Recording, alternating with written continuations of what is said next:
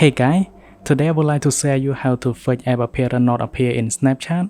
Recently Snapchat has just released dark mode, but unfortunately if you don't get dark mode on Snapchat, I'm gonna show you how to fix it and get app appearance appear on Snapchat. So first, you need to go ahead and go into the App Store and make sure you update your Snapchat. Now after it has been updated, just open Snapchat. This is the first attempt. Now I'm gonna go ahead and log in my device one more time.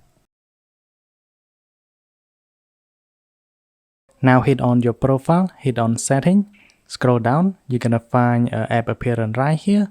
So just go ahead and select dark mode. You can see we have dark mode on the device right now. But for some reason, if you don't get dark mode after update Snapchat, you can just go ahead and close the app from multitasking, just like that. Just close it. And then you can just go ahead and go into Snapchat again.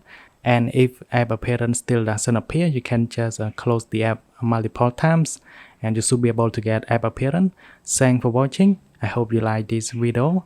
Then we'll see you guys in the next one.